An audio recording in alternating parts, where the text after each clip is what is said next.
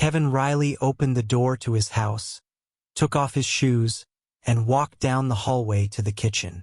He had just driven his wife Carrie to the airport where she was boarding an early morning flight to the state capital.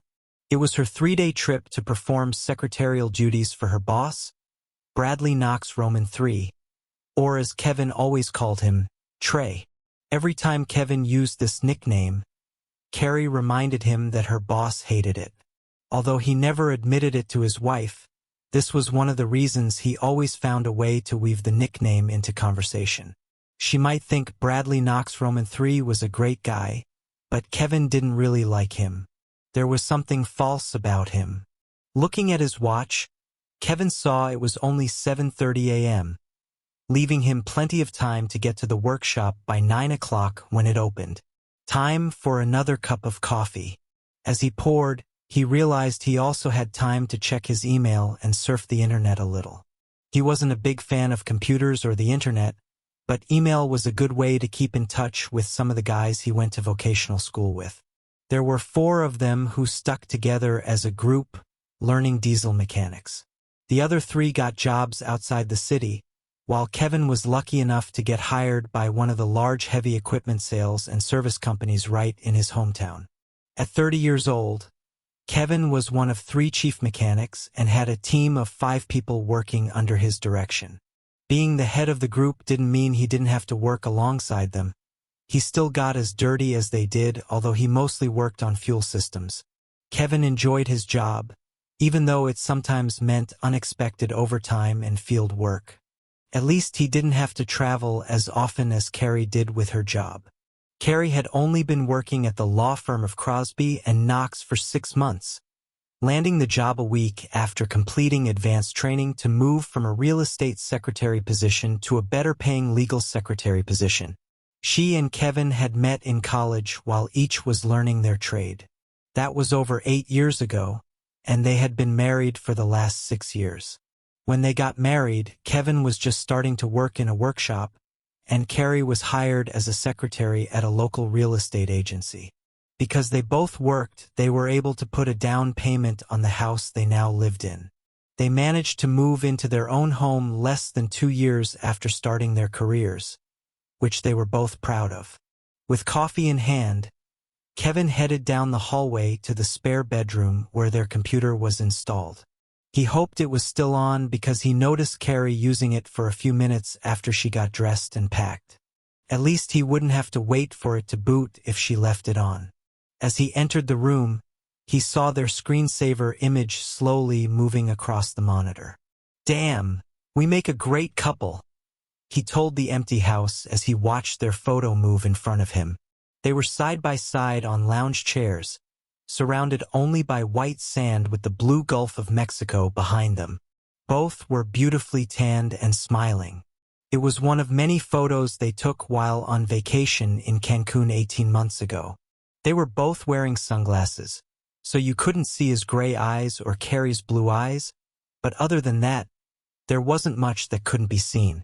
Carrie's shoulder-length blonde hair was lighter than his sun-bleached light brown hair, and their tans were almost the same shade.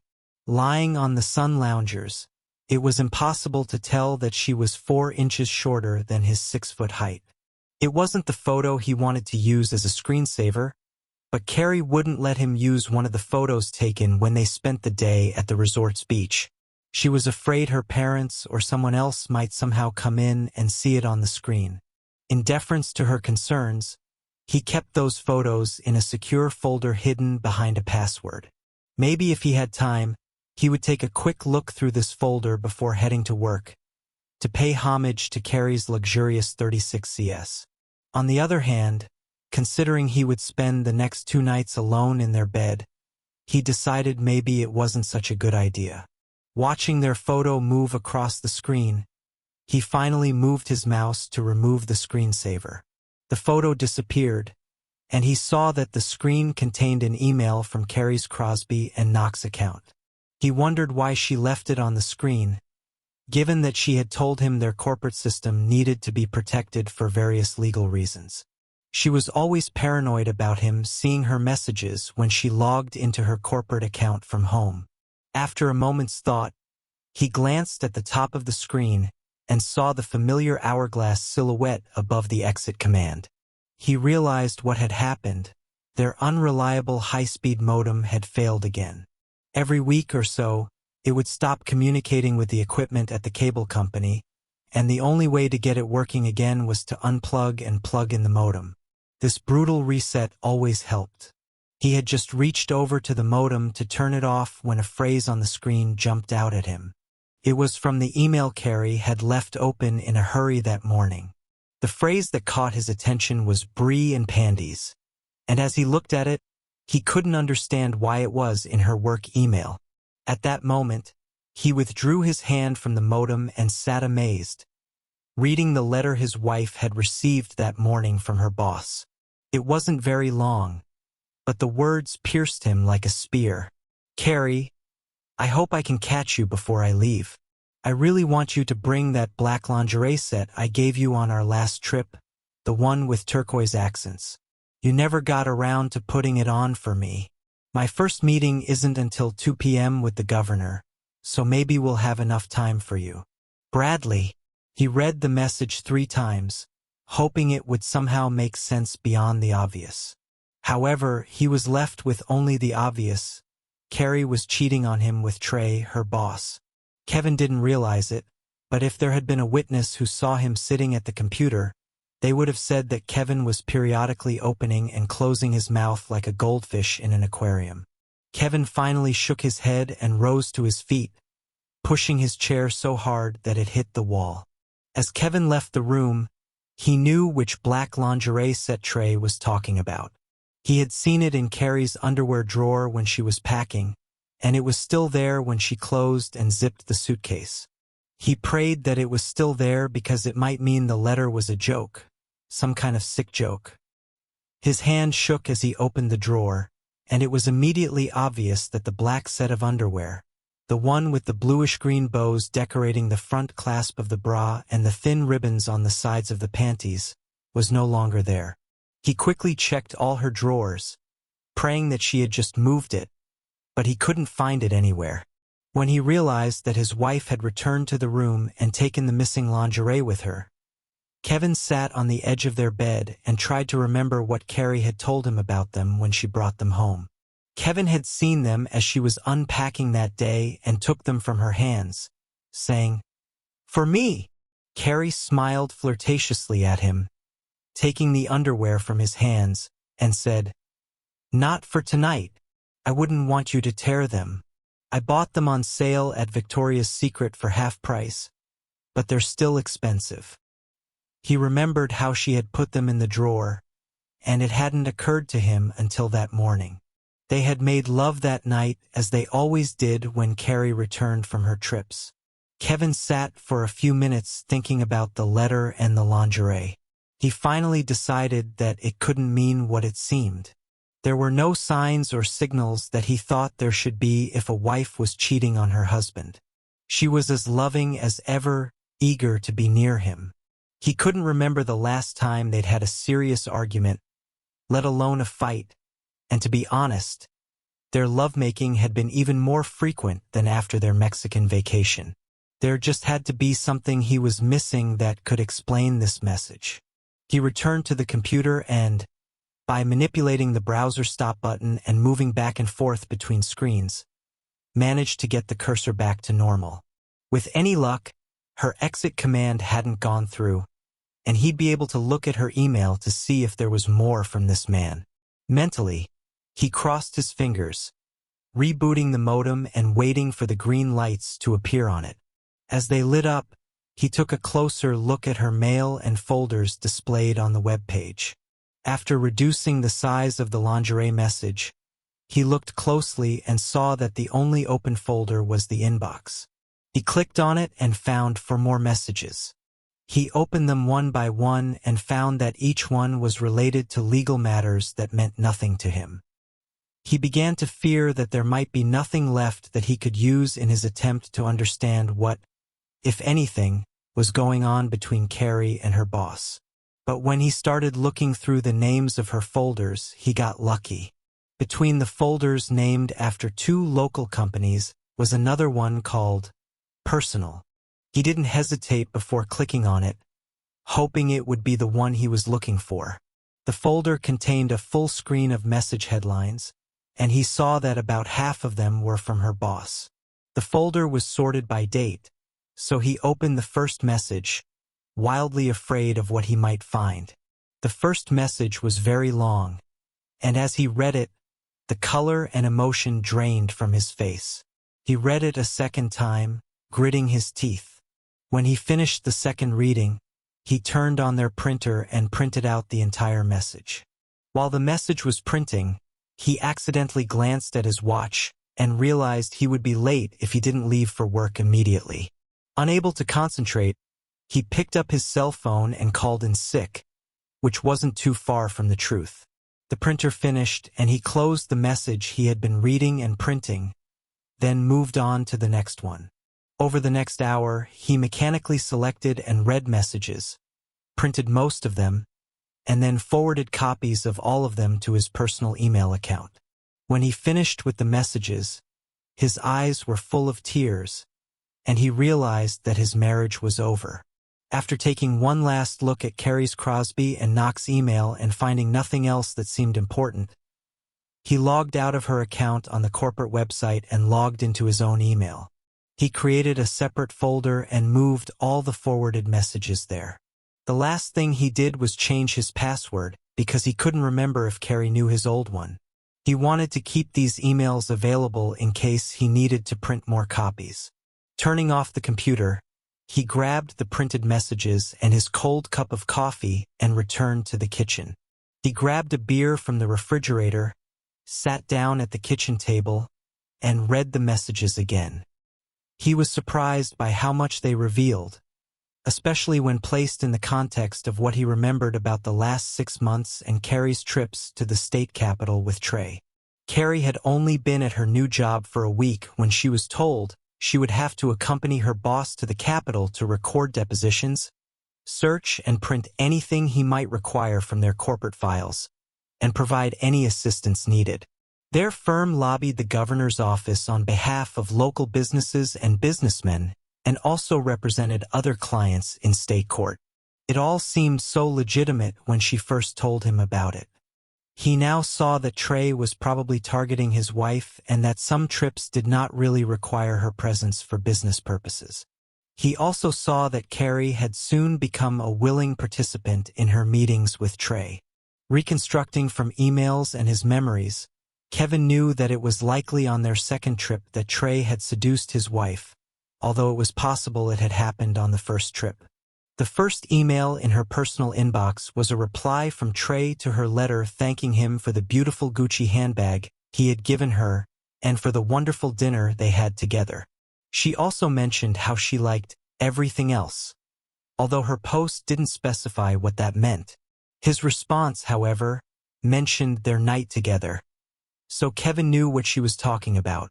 This first message also explained the purse that had suddenly appeared in her possession a few months ago.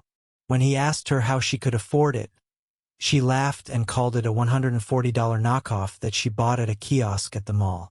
Knowing that her betrayal began so long ago and how easy it was for her to lie, he felt sick. This was not the Carrie he remembered and loved. The emails continued regularly, usually right before or right after one of their trips. He assumed that between trips they talked in person without the need for email, or that the messages she saved were more important to her. It was impossible to tell, and in truth it didn't matter. In the third or fourth email, he discovered how they were hiding their meetings from him. In the office they always stayed at, they booked the same hotel and the same 2 rooms. Kevin didn't realize it, but every evening when he called her around 10 p.m. in room 612 of the hotel, she was there just to wait for his call. After he called her, she would join Trey in his room for the night. It seemed that he had become so predictable that they could deceive him like a trout. Their jokes about how they wished he would call a little earlier so they could meet sooner cut him like a razor. He had never seen this side of Carrie before, although it matched his impressions of her boss. Another letter explained the expensive-looking diamond earrings Carrie wore to Crosby and Knox's Christmas party. She had told him they were zirconia earrings, but the letter showed they were real. A very expensive Christmas gift from her lover. Once again, the message in her inbox was a response from Trey to her initial message thanking her for the extravagant gift. It seemed to Kevin that she was overreacting with her gratitude, but it made him wonder how she thanked him personally. He couldn't believe they only met every 2 weeks for 2 nights at the hotel. He was sure they must have met at other times. Finally, on a second reading of one of the later emails, he found a clue when Trey mentioned working at a condominium. Kevin remembered that Carrie had once told him her boss lived on the 9th floor of a condominium building overlooking River Park. It now seemed likely that they had met during the day at his condominium, either under the guise of work or perhaps for lunch. No matter how hard Kevin tried, he couldn't remember a single time when Carrie seemed to have recently been with someone else. If she had slept with Trey during the week when she was in town, as he was now sure she had, she must have been very careful to remove all evidence before returning home. Of course, this could simply be a case of him fitting the mold of a blind and gullible deceived husband.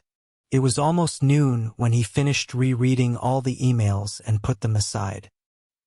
He knew he would have to decide what to do before Carrie returned to town with Trey. She usually arrived early on Friday afternoon and immediately took a taxi home from the airport. When he thought about it, it became ironic that her greatest danger had already come while she was out of town. Kevin slowly stood up from the kitchen table, grabbed 2 more beers from the refrigerator, and headed into the living room where he stretched out on the couch with the first bottle in his hand. He noticed that it was noon and wondered where the time had gone. He couldn't believe that almost 5 hours had passed since he walked through the door after taking his wife to meet her lover at the airport. He realized they must have planned carefully because he rarely saw Trey when he walked Carrie to the airport. Trey was seen standing in the waiting room a couple of times but always completely ignored them. By 6 p.m. that day, Kevin was barely conscious. He went to the bathroom several times and returned to the kitchen, bringing 2 beers each time. His last trip was unsuccessful because the refrigerator was empty.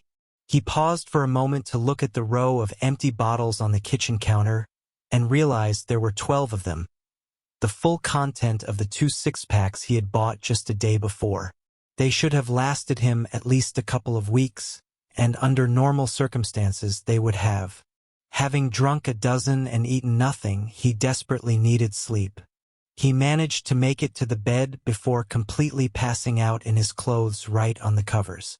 It was 10:15 p.m. when the phone ringing woke Kevin from the place his mind had gone when he passed out. It was a place full of images of Carrie and him doing the things they had enjoyed since they met 8 years ago.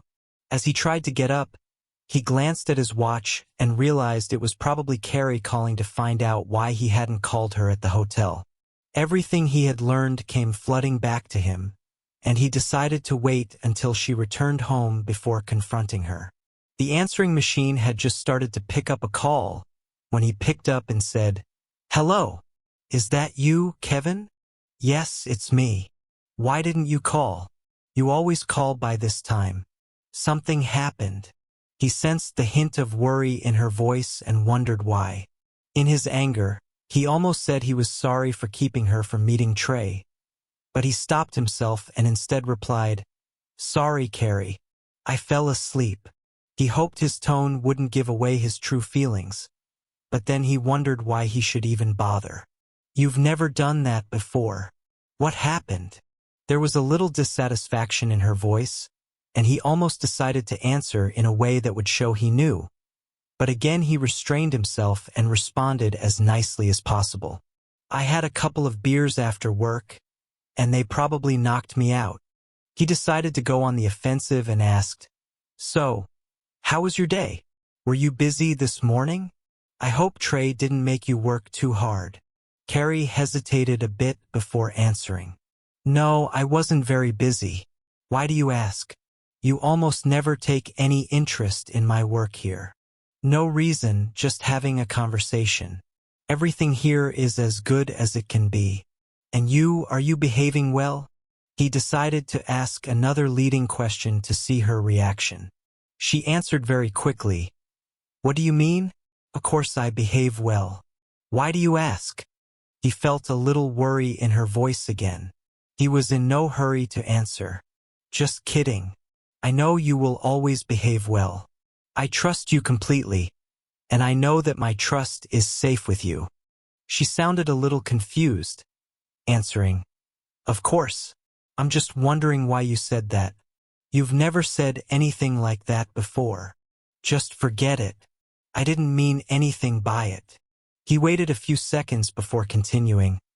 I should probably go to bed. Beer seems to put me to sleep. Okay, Kevin. I'll let you go. Be sure to get some sleep. Love you. Kevin wasn't going to repeat those last two words to her. So he said, Okay. I'll do it. Bye, Carrie.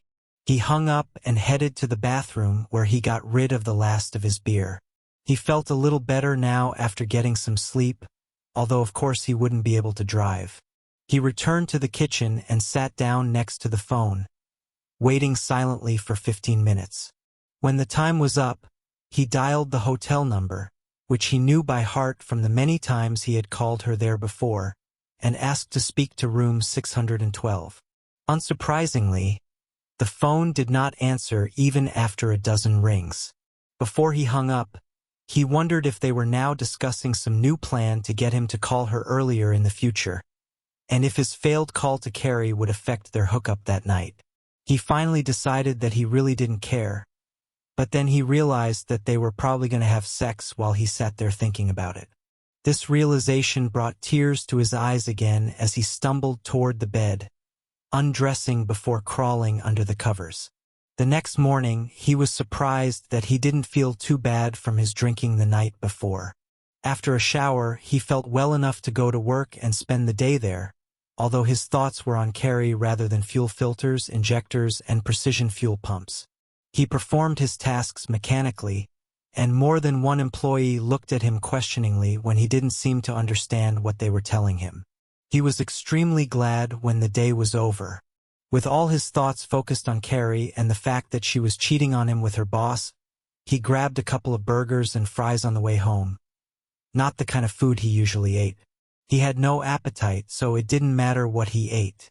He washed it down with 2 bottles of beer from the 6-pack he bought.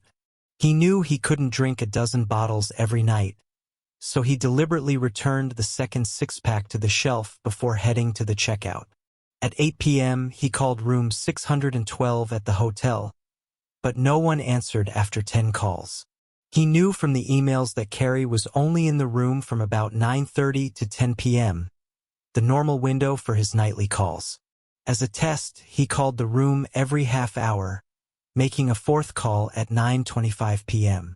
None of the calls were answered, and after 10 rings, he hung up each time. His last call was at 9:45 p.m., and Carrie answered on the second ring. Hi, Kevin. I guess you didn't sleep today. You called on time. I was going to crawl under the covers to get a good night's sleep, but I decided to wait for you to call. She laughed. I'm cheerful today, Carrie.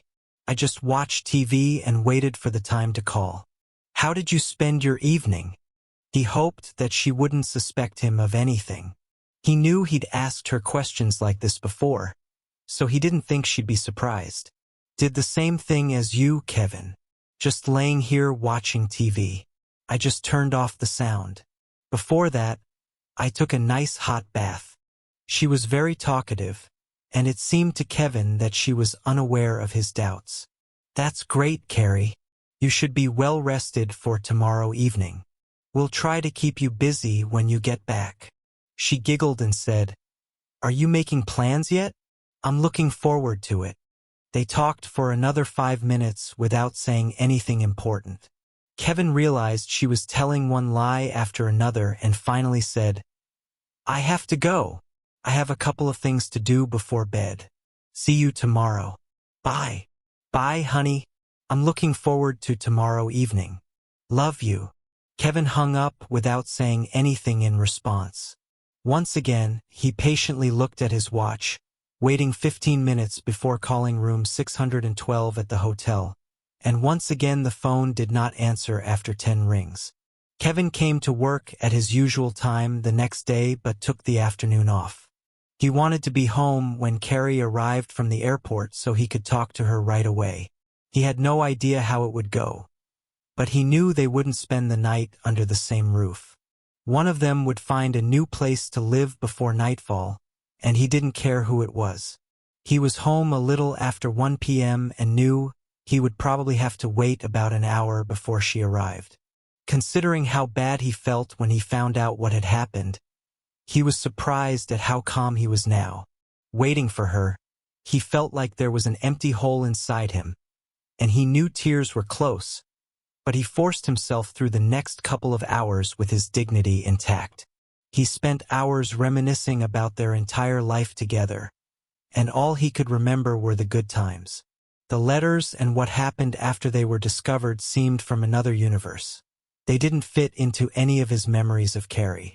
He was standing at the kitchen sink when he heard her open the front door. A moment later, he heard the wheels of her luggage rolling down the corridor approaching him. In their last seconds as a couple, when she entered the kitchen, she didn't seem to notice him at first. "Kevin, what are you doing here? Why are you not at work?" There was surprise on her face when she saw him, but now it was replaced by anxiety. "I've been waiting for you, Carrie." He spoke very evenly, without emotion, his face just as impassive. She looked at him with more concern and said, "You were waiting for me? For what?" He didn't answer her, instead picking up a stack of letters and throwing them on the table in front of her.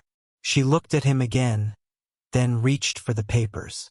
Her face was curious at first, but then it was replaced by shock. Her face paled as she flipped through the pages, glancing at each one for only a split second. When she finished the last one, she threw them back on the table and stood there for a few moments as her face slowly returned to color. She didn't look at him when she said, "So you know." She paused for a few more moments and continued, "How did you find this?" "This is from my work email," Kevin said, trying to get his emotions under control. Carrie quickly understood and nodded, saying, "The modem broke again, and my email was still on the screen." When he was able to speak with control, Kevin said, "Yes, if it weren't for this, I probably would never have known. You were very good at keeping it a secret." Carrie said nothing and seemed lost in thought before slowly turning around and taking her cell phone from her bag. A few seconds later, she was talking on the phone with her back turned to Kevin. "Kevin knows. No, it doesn't matter how he found out. Does it matter? Yes, I'll call a taxi. Meet me there. Bye." She closed her cell phone and partially turned to Kevin before saying, "I'll leave. I'm so sorry you found out about it this way. I'll be back tomorrow for the rest of my things." She turned again and walked away, dragging her travel bag behind her. Kevin looked at her back in disbelief and shouted angrily, "Is that all? No explanation? Do you only regret that I found out this way?" Still standing with her back to him, Carrie said, "What's there to explain? I've been with Bradley enough in the past 6 months that I quickly became accustomed to being with him completely. He was so kind to me. You can't compare to him, Kevin. Sorry." The tears that were close to the surface burst out as Kevin said, "Good for you. What about the money he spends on you? I know about handbags, earrings, and some other things. Is this all for this?" Carrie hesitated before answering, "Gifts are just part of it. Bradley does everything at the highest level, and I'm ready to live at the highest level." After she finished speaking, she walked down the hallway to their bedroom and stayed there for almost 5 minutes while Kevin struggled to pull himself together. He found it hard to believe that this was all because of what Trey could give her. He knew that they were still far from any prosperity, but the Carrie he knew never complained. Had he really underestimated her that much? When she returned from the bedroom, she was carrying a full wardrobe bag. She must have called a taxi from the bedroom because as soon as she stepped into the kitchen, two short car horns sounded from outside. Without further conversation, Carrie picked up her travel bag and left the house. Kevin watched her silently and saw the taxi driver rush to the house to pick up her luggage. She got into the taxi and waited until the driver pulled away before taking one last look at Kevin. It seemed to him that she was crying. Walking back into the kitchen, Kevin said, "What the hell just happened here?" But there was no answer, so he sat down at the kitchen table and tried to understand what had happened to his once loving wife. The next day, Saturday, Kevin was still in shock and disbelief at how easily Carrie had left their marriage, their home, and him. A little after noon, she called and said she would come to get the rest of her things. When she arrived, her father was with her, bringing their van and several empty boxes. While she and Carrie were carrying boxes into the bedroom, Kevin walked into the living room and sat quietly on the sofa. A few minutes later, Carrie's father, Joseph Kane, joined him. They sat quietly for several minutes before Kevin spoke. "Did she tell you what was going on?" Kevin asked. Her father looked a little confused, but finally responded, "Sorry, Kevin. It seems she is determined to go to her boss. Her mother, and I don't understand why she wants to leave you for him. We've never met this person, but he'd have to be really great to be better than you." Kevin was still confused and said, "It seems like it's about what he can give her. This is the only thing that makes any sense and not much else. I know it sounds strange, but that's all I can understand. She didn't say she loved him or that she stopped loving me." Joseph sat silently for a while but finally said, "Does it really matter?" Kevin thought for a moment before answering, "No, probably not. She slept with him regularly for several months. I can't forgive this even if it seemed like she wanted to." Both men sat in silence until Carrie came out and said, "I took everything I wanted to keep. Everything else you can do with what you want. Give it away or throw it away." There were tears in her eyes as she quickly looked around the living room before continuing to move boxes out. Her father followed her with another box before returning for the rest. After they left, Kevin returned to the bedroom and noticed that there were still some of her things left in the closet that Carrie had been using. He opened the dresser drawers that were hers and saw that there were some items left there too. There were still a few sets in her lingerie drawer that he remembered giving her for her birthdays and Valentine's Day. He picked up one of the bras he had given her and then threw it back into the drawer in disgust. She could have at least taken them with her and thrown them away. It's almost like she's trying to be mean, he thought. He went to the kitchen and took a couple of green garbage bags. After a few minutes, he gathered her remaining clothes into bags and tied them, ready to donate to charity. Another bag of cosmetics and toiletries she left in the bedroom and bathroom went in the trash. An hour later, there was nothing left in these two rooms that would remind him of Carrie. He knew he would find more of her things, but for now, he was content to get rid of the last obvious traces of her presence. He spent the rest of the day lying on the bed they once shared, thinking about what he should do and imagining different scenarios for revenge. He eventually realized that despite his anger, he was not inclined to violence or revenge, and that he would be better off using his energy to forget about her, no matter how difficult it was. The weekend ended quickly, although Kevin couldn't remember much about it. He bought a couple more six-packs of beer, and now they were all lying in the trash, empty. He knew it was unusual for him to drink to this extent, but it was the only way he felt he could get through the weekend. Trying to understand why Carrie did what she did was driving him crazy, and the only solution was to force himself to stop asking the question. By Monday, he felt a little better, more at peace with the facts of what had happened, whether or not he could explain them. He was not in the best shape at work on Monday and Tuesday. On Tuesday, he called the Crosby and Knox office to find out Carrie's new mail forwarding address. He was not connected to her when he asked. Instead, the secretary returned a few minutes later with the information that Carrie would email him the information he needed. Later that evening, when he checked his email, there was a message from Carrie's work account containing only her new forwarding address, an address he recognized as the 9th floor of the condominium where Trey lived. Wednesday started out as a normal day at work for Kevin until he was called into the office for a mid-morning phone call. It was his bank, concerned that he should do something about the mortgage payment that didn't go through his account. After several minutes of heated argument with the loan officer at the bank, Kevin learned that both bank accounts he and Carrie used now showed zero balances. A few more questions revealed that almost $20,000 had been transferred from them on Monday.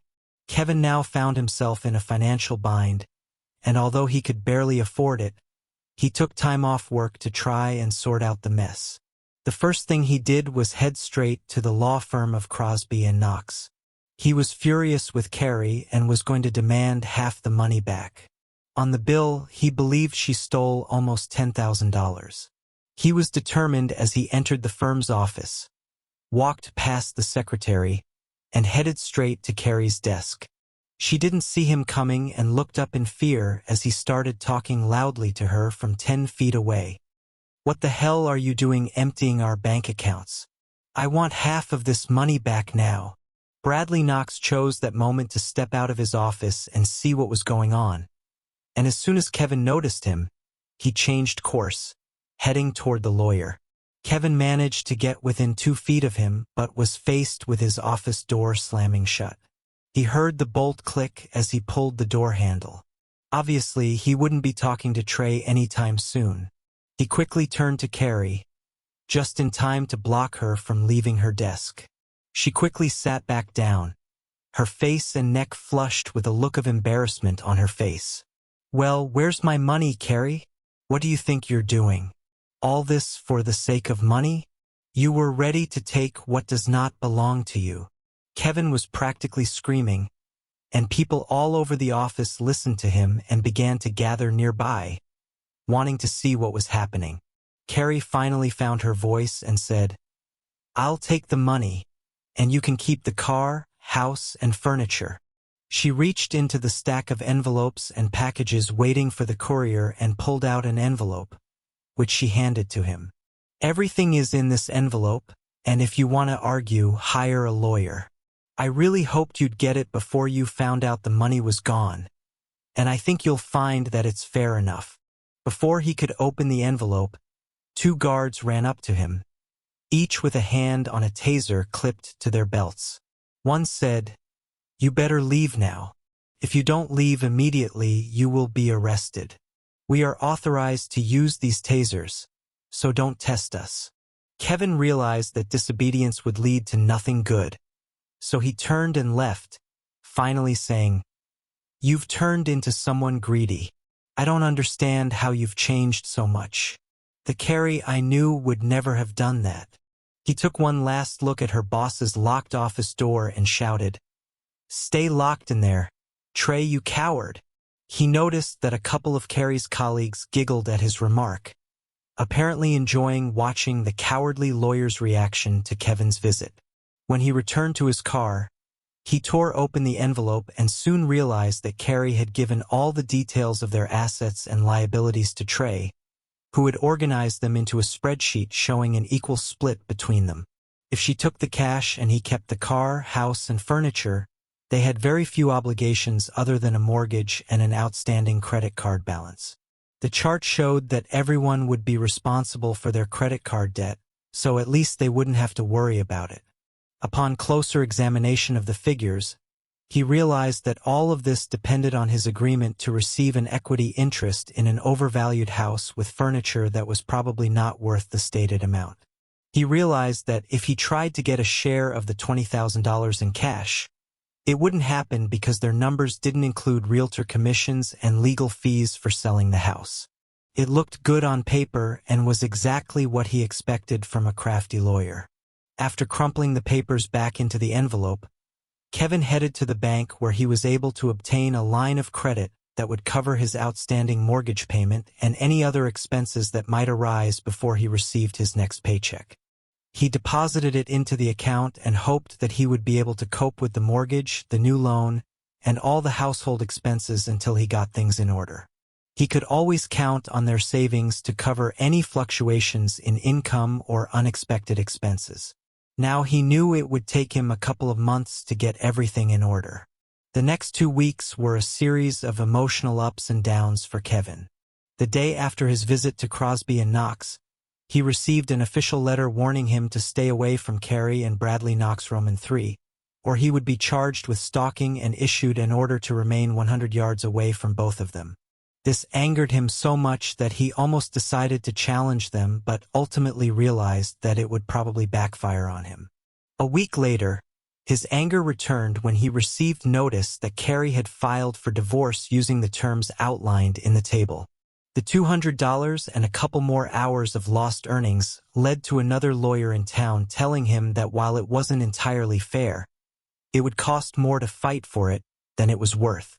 When he wasn't annoyed by letters and notifications from Carrie and Trey, Kevin's life began to return to normal. 3 weeks after Carrie left, he realized he needed to do more to remove memories of her from the house.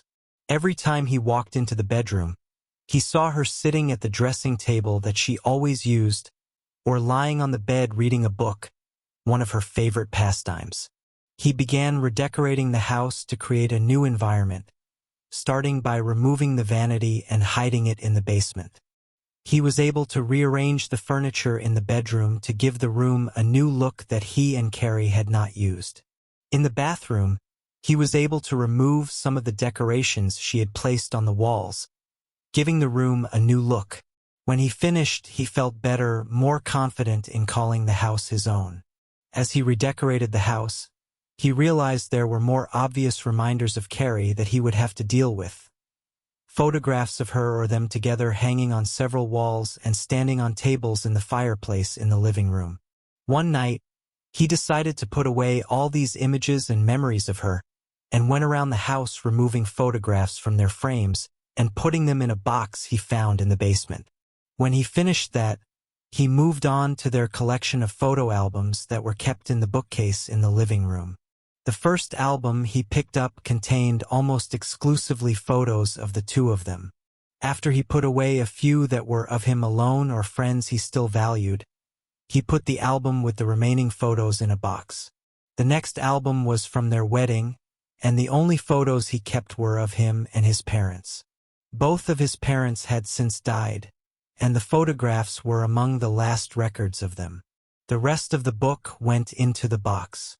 He continued to flip through the pages of the remaining albums, leaving most of the photos in place before adding the books to the box.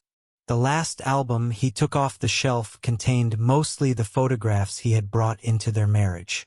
Many were from his childhood and school years, although there were a few from Carrie that he removed and added to the pile in the box. Leafing through a book with memories of his youth, he came across one photo that made him stop. It was a photo of him with Caroline Reese, his girlfriend for most of his high school years. He wondered what she was doing now and what happened to her after she left for university. They broke up when she moved away, and he eventually went to vocational school, where he met Carrie. He carefully placed this book of memories from his younger years back on the shelf and put the small stack of photographs he had saved from other books on it, ready to add them later. For now, he felt he had done enough and would return to the photographs another day. He managed to put away the last obvious reminders of Carrie, although this did not exclude the many times when he thought about her during the day and especially at night, lying in their marital bed. Before he went to bed that night, he pulled out the local telephone directory and looked up the entries for the name Reese. Caroline was missing, which didn't surprise him, but he also couldn't find a record of her widowed mother, Marion Reese. He still remembered their address, but it wasn't listed under the name Reese. There were only a few entries in the directory for the name Reese, none of which were related to his memories of Caroline.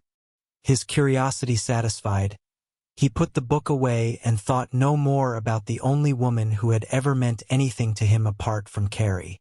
About 6 weeks after Carrie's hasty departure from his life, Kevin was alarmed by a knock on the door which pulled him away from his late-night TV.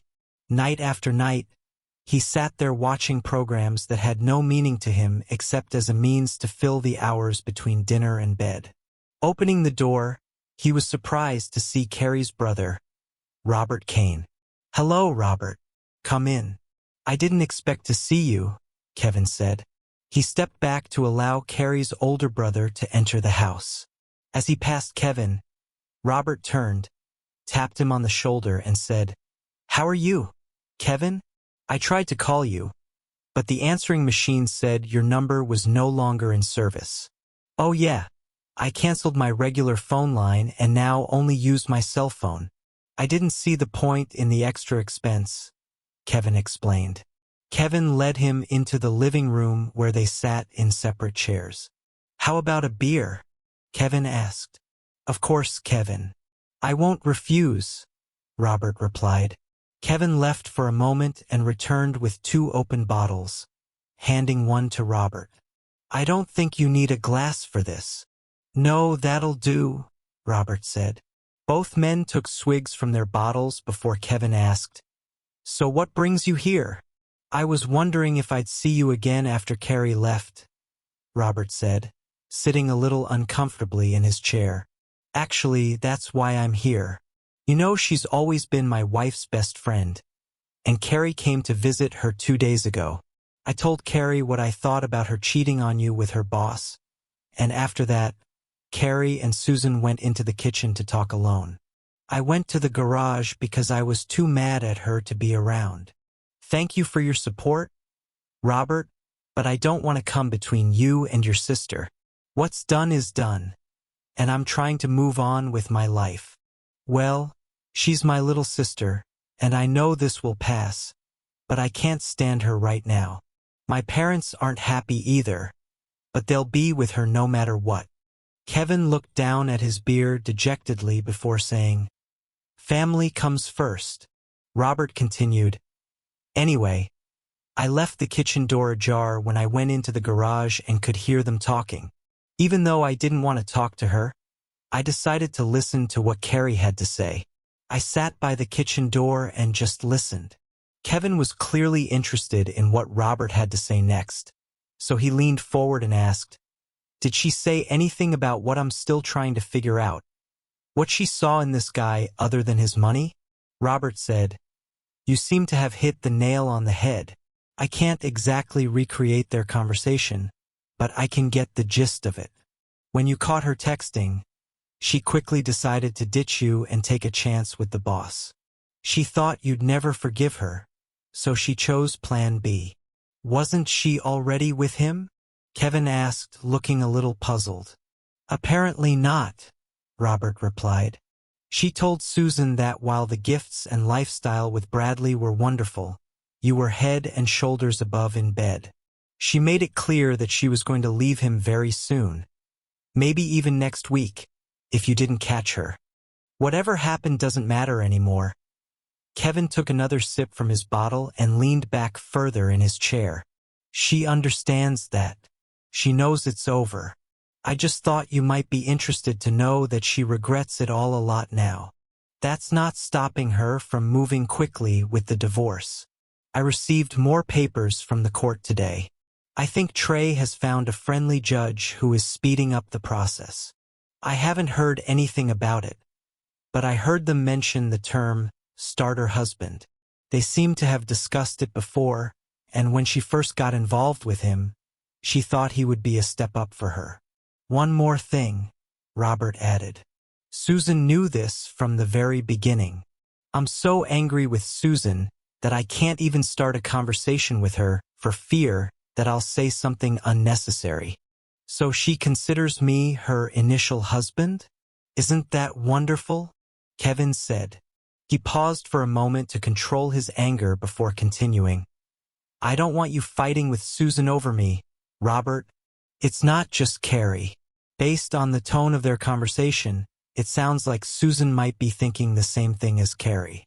I'm going to talk to her about this as soon as I can without getting angry. My wife has some explaining to do. The men continued talking for another half-hour before Robert stood up to leave. He added a few more minor details from the overheard conversation, but nothing significant to Kevin, who was still mulling over the starter-husband idea when he finally fell asleep a few hours later.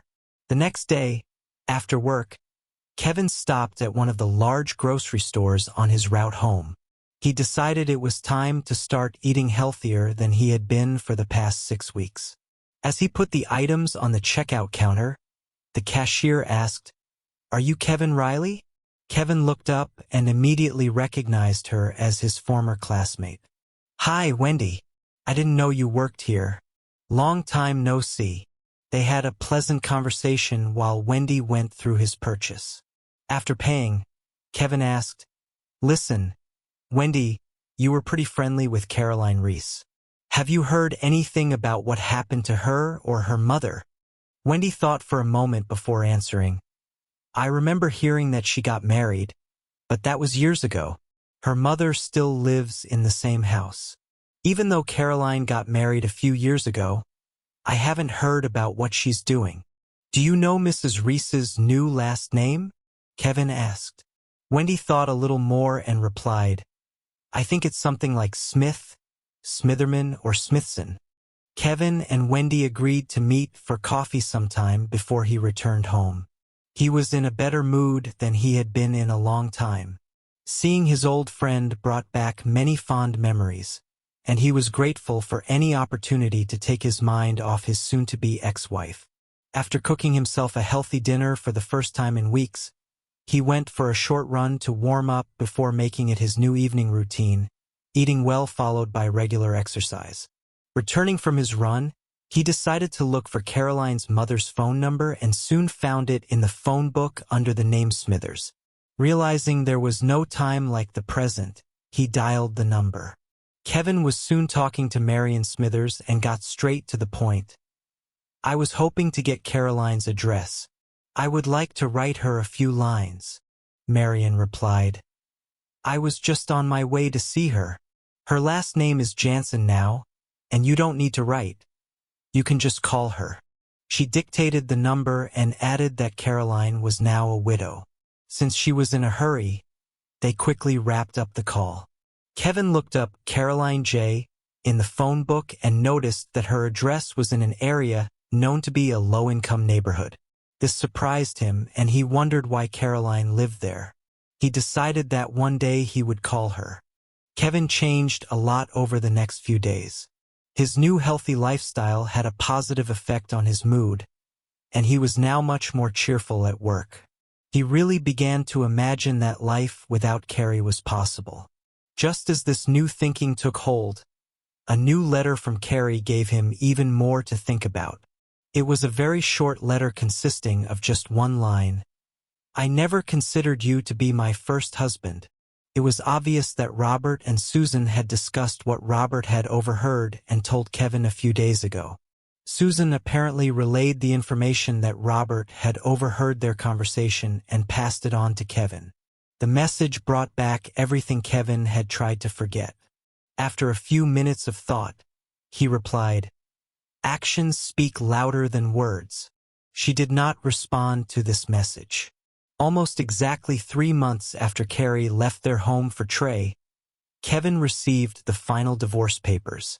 Trey's ability to speed up the process surprised him. After returning from a run, he celebrated his new status as a divorced man with one cold beer. When he finished it, he sat down at the computer and sent Carrie a final message. "You got what you wanted." This was their last letter to each other, and she did not answer it. Later that night, after rereading and archiving his divorce papers, Kevin decided it was time to call Caroline Jansen to say hello. He had thought about calling her a few times in the past weeks since getting her number, but he hadn't been ready to take that step yet. Since he was divorced and she was a widow, he thought maybe they could have dinner or a few drinks together for old time's sake. With that thought in mind, he dialed her number. When Caroline answered, she said, "Kevin, I'm so glad you called. Mom said you called, and I was starting to think you decided not to. The old friends spent the next hour catching up on the most important moments in their lives since high school. Kevin learned that Caroline married Frank Jansen in her final year at university. He served in the National Guard and was called to duty in Iraq. 3 months after arriving there, Caroline was informed that a man on a bicycle had blown himself up at a checkpoint her husband was guarding, killing him and another soldier. This left her a widow with a 4-year-old daughter, Rissy. They lived on a survivor's pension she received from the Army, but once her daughter started school, Caroline planned to return to work as an occupational therapist.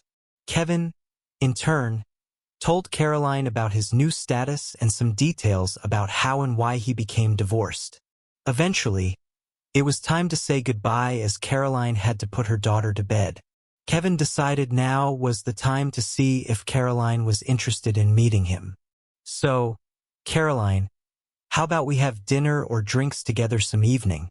Caroline hesitated before answering. Sorry, Kevin, I'm not ready for that yet. My daughter is my top priority right now. Maybe another time. Kevin was very disappointed as he had hoped they might reconnect after all these years. It's okay, Caroline. I hope I didn't upset you with my proposal. Goodbye and good luck. He felt bad that her reaction hurt him so much, so he quickly hung up. The official divorce and the abandonment by his old girlfriend led him to the refrigerator for another beer. After finishing it, he went straight to bed. The day turned out to be emotionally difficult for him. The next 2 months flew by for Kevin. His daily routine kept him going, and he knew he would eventually have to decide what to do with the rest of his life. He realized there was no point in rushing into a new relationship right away, so he put that part of his life on hold, wanting to wait until Carrie was banished to the furthest reaches of his memory. He still found it difficult to go more than a few hours without thinking about her, although he noticed that these memories became less painful as time passed. Kevin had canceled his newspaper subscription several months ago when he cut off his landline and premium cable channels to cut costs. He now depended on newspapers left in the cafeteria by his coworkers, who rarely brought one to work. Sometimes he listened to local news on the radio, but not regularly. It was in this ignorant state that he came to work one morning. During his morning coffee break, he was having an animated conversation about work with another mechanic when one of the men threw a newspaper in front of him and said, "You better read this, Kevin." Kevin picked up the newspaper and read the headline, "One dead, one critical." The accompanying article was about a fatal accident that occurred the previous night on the road leading out of a local country club. The driver lost control of his car, which slid into a ditch and overturned several times. The driver, identified as Bradley Knox Roman III, was ejected from the vehicle, which then overturned on top of him.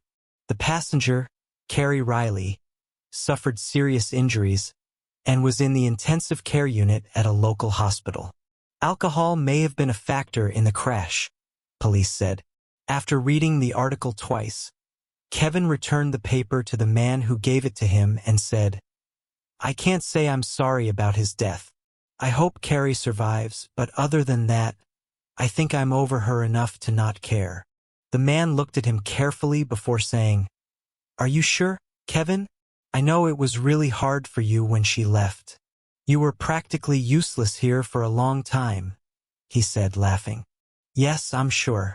Reading this article has proven that to me. All I have is normal human compassion for her. I have no desire to rush to her bedside." Reading this news was a watershed moment for Kevin. Now he could admit to himself that he had truly overcome the memories of Carrie, and he felt the weight lifted from his shoulders. Although he regretted the situation she and her parents found themselves in, he was glad that he had reached a point where he knew he could move on with his life. Over the next few days, local news channels confirmed that Bradley Knox Roman III was legally drunk when he drove off the road. The same messages still called Carrie unconscious and in critical condition.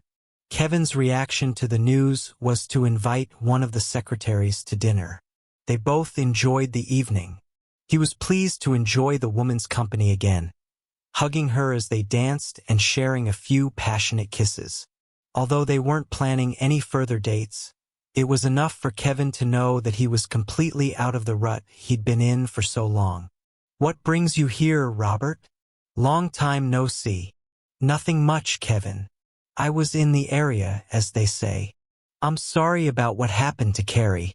I imagine this is causing great concern for your family. There hasn't been anything in the papers lately. Is she getting better?" Robert took a long sip of his beer before answering. "Yeah, it was really hard on Mom and Dad. She had a pretty bad head injury when she was thrown from the car. Thank God she had her seat belt on. That idiot she was with didn't wear a seat belt and paid a high price for it. It appears Carrie also paid a heavy price for his decision to drink and drive. Someone should file a claim against his estate for her injuries." Robert sighed and said, "Yes, Dad and I discussed it. Carrie is still in a pill-induced coma. They had to perform major surgery on her because of the damage to her head. Once the swelling goes down, they will stop giving her pills, and then they'll see if she comes out of it. They don't make any guarantees.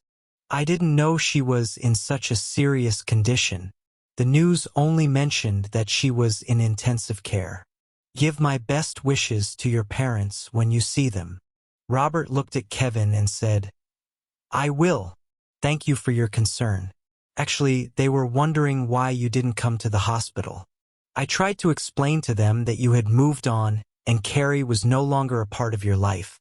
Kevin laughed quietly and said, "Yeah, I think I've managed to move on. I went on my first date in years the other day. Well, I'm sorry she suffered such serious injuries. It's not something I'm going to let affect my life. A year ago, I would have gone crazy in this situation, but Carrie kind of cured me of it." They continued talking about sports and work and did not return to the topic of Carrie until the very end of Robert's visit. As he was about to leave, he said, "By the way, Kevin, Susan and I seem to have gotten over that problem I talked to you about last time. She sees what a mess Carrie is in, even before this accident, and has decided that she's more than happy to be my wife. It seems like it was a case of the grass always seeming greener." "Glad to hear that, Robert. Carrie must have confused Susan somewhere along the way. Carrie forgot her commitment to me in our marriage. Things could have been much worse. We could have had children." They shook hands and Robert went home. Another 6 weeks went by quickly for Kevin. He hadn't heard anything about what happened to Carrie and assumed that meant her recovery was going well. He became more involved in dating, averaging 1 date per week during this period. He dated Jean, a secretary from work, several times and spent a couple of nights at her apartment, enjoying purely recreational intimacy. Neither of them expected their relationship to go too far, but they both enjoyed their time together. Their nights in her bed helped remove the last obstacles to his return to dating. It was Thursday evening, and Kevin had just returned from a run when he heard the doorbell ring.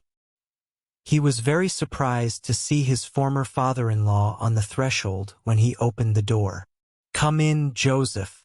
To what do I owe such an unexpected visit?" The older man remained on the doorstep and said, "I can't come in because I'm heading to the hospital. I would like to ask you to come to the hospital and see Carrie with us. She and her mother, she just regained consciousness this week. We were hoping you could meet us there at 2 o'clock tomorrow afternoon." Kevin looked at him curiously and replied, "I guess I can. What's the matter? Why do you want me to come to the hospital? Our marriage is long over." Joseph looked very relieved and said, "We'd just like you to meet us there if you can. We'll talk about it there. I'm in a big hurry right now. See you tomorrow." The older man quickly turned with a wave of his hand and hurried to his still-running car, leaving Kevin standing on his doorstep, confused. The next day, Kevin rearranged his schedule so that he could take a late lunch and then start his weekend early after the agreed-upon trip to the hospital. He left work at 1 p.m., and instead of having lunch, he snacked on fruit from his lunchbox on the way. He arrived at the hospital early but decided to go up to Carrie's room. It might be possible to complete this faster than planned. It was just after 1:30 when he stepped out of the elevator on Carrie's floor. He had been given the room number at the main reception on the ground floor and immediately saw that the room was opposite the nurse's station. He hadn't noticed it before, but now he realized he was actually a little nervous. He hadn't seen Carrie since that angry visit to her office at Crosby and Knox and hadn't exchanged letters with her in months. This could be a difficult experience for him. He took a deep breath, quietly entered the open doors of her private room, and stopped. Instead of waking her, Kevin decided to wait for her parents to arrive. In fact, he was fascinated to see her again. She was as beautiful as ever, and there were no signs of the accident on her face, neck, or visible parts of her arms. Only the scar on her head testified to the terrible accident in which she had found herself. At some point, he wanted to go over and take her hand, but this desire quickly passed when he remembered some of the contents of the letters he had found so long ago. His jaw tensed, and he reaffirmed his intention to wait. He watched her for about 2 minutes when her eyes slowly opened and focused on him. It was like a light switching on as her face suddenly lit up, and she said, "Kevin, you're here. Where have you been? I've missed you so much the last 3 days. Nobody told me where you were." Kevin was completely taken aback by her reaction and questions and replied, "Where do you think I was? I was at home and at work." Carrie's reaction to this answer was one of complete confusion, and she said, "Why weren't you here when I woke up? Why did you go to work or stay home when I was here?" Now his confusion grew even greater, and he became a little angry at her questions. He quickly said, "Why did you expect me to be here? We're divorced. You went to your lover. Why should I visit? I'm only here because your parents asked." Her reaction completely surprised and scared Kevin as she immediately screamed and tried to approach him. She was clearly extremely agitated, saying, "No, no, no. What are you saying?" She began to flail her arms, trying to free herself from the equipment and tubes that were holding her. After a few seconds, she tore the 4 out of her right arm. The alarm on the infusion pump began to beep continuously, which was soon followed by a loud cutting sound from the heart monitor as Carrie yanked the cables hard enough to disconnect them from the machine. A few seconds after the alarm started, 2 nurses from a nearby station burst into the room. The first one looked at Kevin and asked, "What did you do to her?" She then rushed past him towards Carrie, grabbed her flailing arms, and forced her back onto the bed, not paying attention to Kevin's answer. "I didn't do anything. I was standing at the door the whole time." Carrie muttered incoherent words, trying to thrash around the bed to free herself from the nurse's strong arms. The second nurse quickly assessed the situation and said, "I'll get the straps and call the doctor for permission to sedate her." She turned and hurriedly left the room. Kevin slowly stepped back from the bed and shook his head as he walked back to the elevator. "I think she's gone crazy," he said to no one in particular. Approaching the elevator, the doors opened, and Carrie's parents stepped out. Before they could say a word to him, their attention was completely captured by the screams and noise from Carrie's room, as well as the sight of a nurse rushing into the room with belts and a syringe in her hands. "What's happened?" Carrie's mother looked at Kevin with concern and continued, "Were you talking to her?" When he answered in the affirmative, she said, "God, no!" And they both hurried past him into the room. Kevin was completely perplexed by the strange situation unfolding before him. After standing for a few seconds listening and observing what was happening, he pressed the button to call the elevator. As he entered the elevator and the doors began to close, He saw Carrie's father come out of the room, apparently looking for him. Kevin only had time to raise his hand in a quick farewell gesture before the doors closed completely. Excited to start his weekend earlier than expected, Kevin drove straight home from the hospital. On the way home, he replayed the strange scenes that had unfolded before him in Carrie's room. None of it made sense to him, and he decided to forget about it. He had tried to fulfill Joseph's request, but Carrie's reactions to his visit quickly stopped his efforts. He was sure that the accident had left her with psychological problems, which he was happy to leave to her parents and doctors. Let them deal with it, he decided. After showering and getting dressed, he remembered something that had been coming back to his mind for a while. He decided to call Caroline Jansen again, hoping that she might have reconsidered her refusal to have dinner with him. If she refused again, he decided to call Jean from the office and invite her for the evening. He felt that he needed female company to take his mind off Carrie and her strange actions. He almost hung up when the phone started ringing, not sure if he was ready for another rejection from Caroline. But that chance was eliminated when Caroline picked up. "Hey Caroline, this is Kevin Riley calling. I hope I'm not distracting you." "Kevin, no, you weren't a distraction. I'm so glad you called again. I tried to contact you several times, but the number in the book didn't work anymore. I was afraid you moved or something. I wanted to apologize for being harsh with you the last time you invited me. I canceled this phone and now I only use my mobile phone. No need to apologize, Caroline. I'm old enough to handle rejection," he said. "Actually, I called to see if you've changed your mind and if you wanted to have dinner with me tonight or tomorrow night." He waited patiently to see what excuse she would offer. Caroline hesitated before answering. "I have plans with my mom and stepdad tomorrow. It's their anniversary." After further hesitation, she continued, "I'm sorry, but today won't work either because I won't be able to find a nanny for Chris on such short notice." She seemed really upset that she had to say no. "There's an easy solution. We can just take Chris with us. You've talked so much about her that I really want to meet her." Kevin decided that if she offered another excuse, it would become obvious that she was not interested in meeting him. Caroline laughed before saying, "I doubt you've ever had dinner with a 4-year-old. Taking a child with you really limits your dining options. Well, how about you pick a place where she'll feel comfortable? I just know I want to take you out to dinner. A family restaurant suits me just fine." He waited patiently for her answer, knowing that it was now or never. Deep down, he really wanted her to say yes. He felt like there was unfinished business between them. Their separation after school was forced due to academic plans and not because of any obvious divergence of feelings. If you're serious, there's a restaurant that Chris really likes. The food and atmosphere are really good, even though it's a family restaurant. They have a great dessert bar that Chris just loves.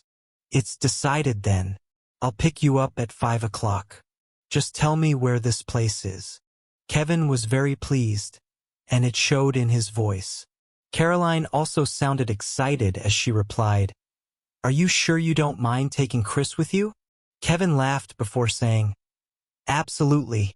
If she's anything like her mother, I'm sure she'll be pleasant company. I've always found you to be one of the most polite and well-mannered people I've ever met."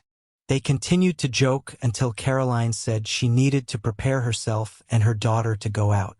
Kevin was ecstatic when he hung up, happier than he had been in a long time.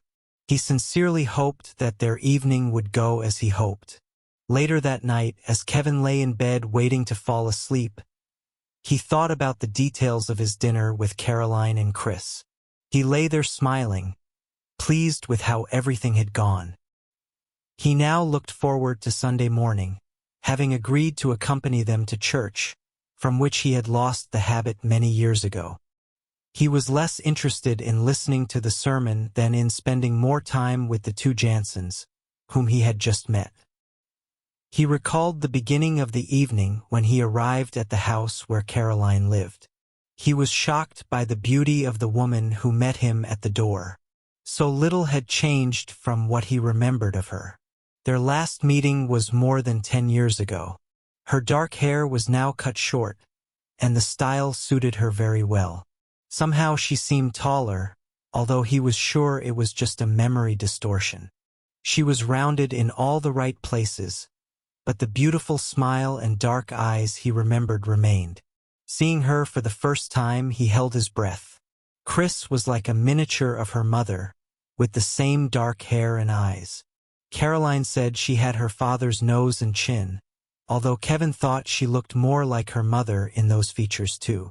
Chris shook his hand lightly upon introduction, and he noticed that she was examining him carefully, so attentively that Kevin wondered if the child would raise any objections to his interest in her mother.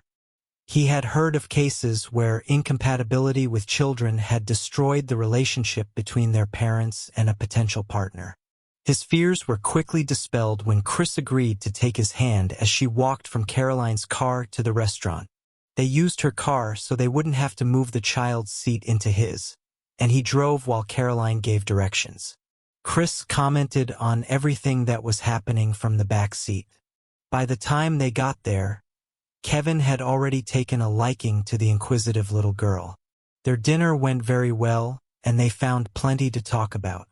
Chris often intervened in the conversation by asking questions about what they were discussing, especially concepts she did not fully understand.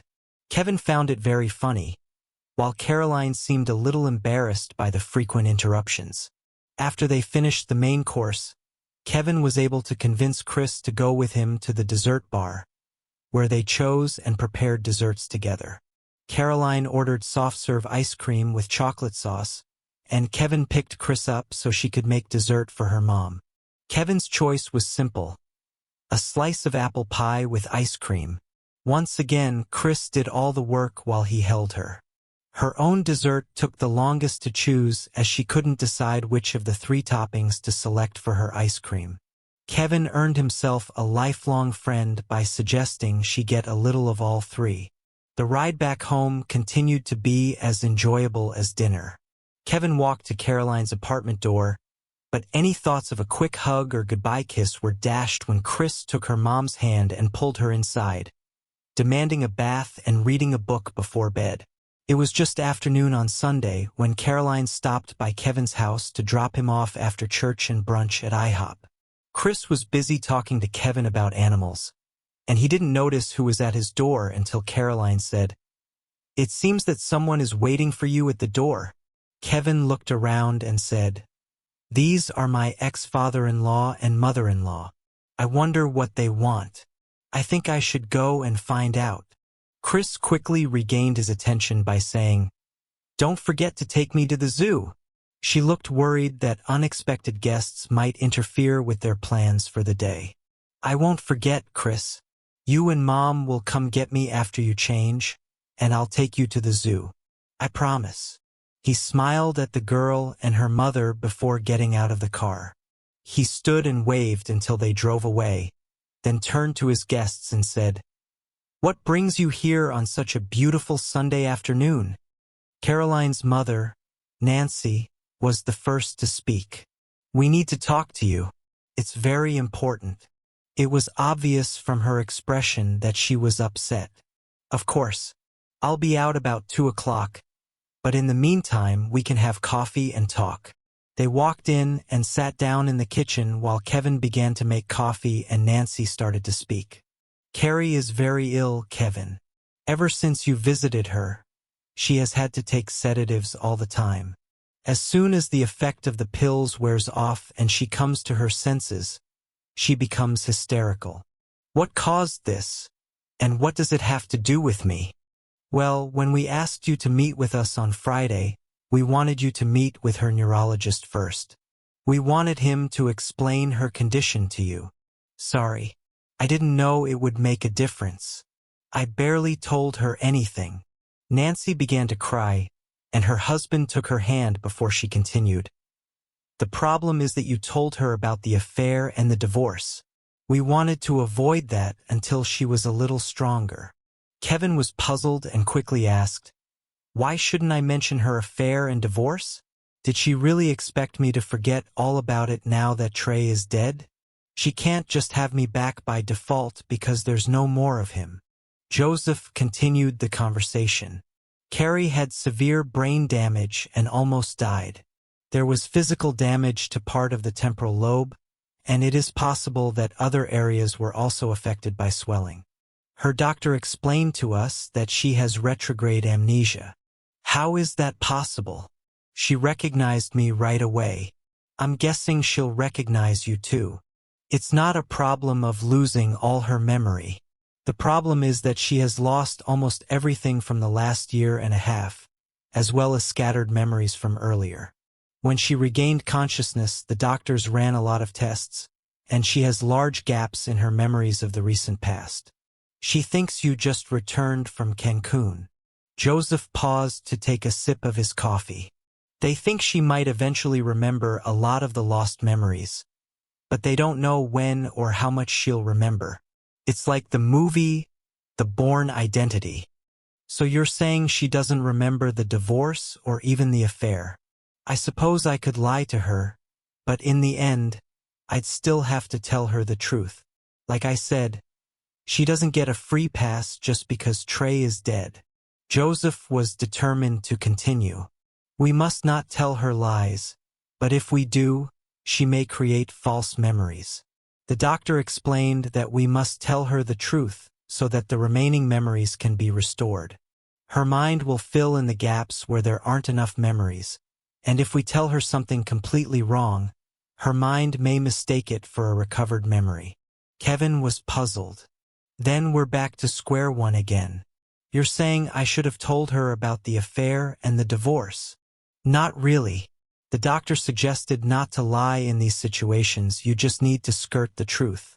He wanted us to start giving her little pieces of information so she could piece together the puzzle correctly. You overloaded her with information. The doctor thinks that she may have had some memories of an affair and a divorce, but we don't yet know how much of it she remembered. Nancy calmed down and said, "She's very weak emotionally too. The news you told her really upset her. They're going to start giving her another medication, and they hope that we can start talking to her about things again very soon." The conversation started to make Kevin feel a little guilty about what he had said. "I'm sorry if I made the situation worse. I didn't know what condition she was in." "It's okay, Kevin. We hope that you can help us bring back some of her lost memories. We would like to take all the photo albums from you, as the doctors say that photographs can help bring back memories and aid in regaining lost ones. Anything you have that can help her remember will also be useful." The mention of photo albums made Kevin stand up and walk over to the kitchen window, where he stood looking out. "I can't help you with the albums. They're gone." Nancy looked puzzled and said, "What do you mean they're gone?" "I mean they're gone. They went out with my trash months ago." He turned and began to walk down the corridor, saying, "I can explain this if I show you a letter." He left for a few minutes, during which Carrie's parents consoled each other. When he returned, he had a printout in his hand, which he showed to the elderly couple. "Many months ago, I deleted all the photos from our albums that I wanted to keep. A few days after that, I sent the following message to Carrie's work address. I took all the photos I wanted from our albums. Anything left is here in a box for you to do the same. Let me know if you want me to send it there or to the condo." That's the answer I got from her. "Do whatever you want with them. I don't care." I kept them for a few weeks after that, but eventually decided that if she didn't want them and neither did I, then I might as well throw them out with the trash. That's what I did. "I'm sorry." Joseph and Nancy's faces showed shock and horror. They had nothing to say. After thinking about the situation, Kevin added, "There are a few more things I can give you other than this message. I'll go get them. It will take about 15 minutes, so pour yourselves some more coffee." Kevin returned to the computer room, and exactly 15 minutes later, he came back with a stack of papers and a box of CDs. As he sat back down at the kitchen table, he said, I printed out the entire group of letters through which I learned about the affair. Perhaps if Carrie reads them, they will help her remember. He placed a stack in front of Nancy, who reached over to pick them up and begin reading.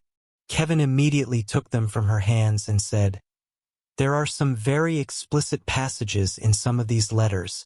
I'm not sure you should read them because I know the impact they had on me. He added copies of all the legal letters that had been sent to him, including the warning letter following his visit to the Crosby and Knox office. The last item was a CD labeled Cancun.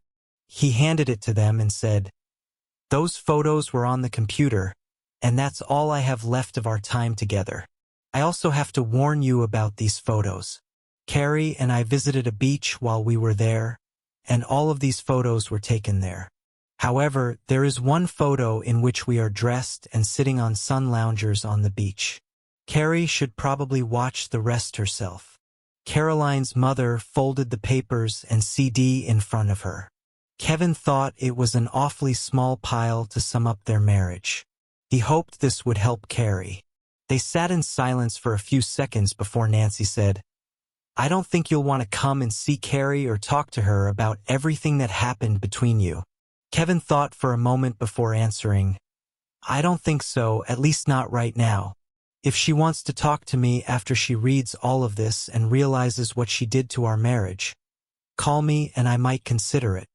I suppose it's impossible that you could consider starting over with her? Her father asked with a hopeful look on his face. I can't do this. I'm afraid I've spent all these months trying to get rid of my feelings for her, and I can't risk her doing this to me again.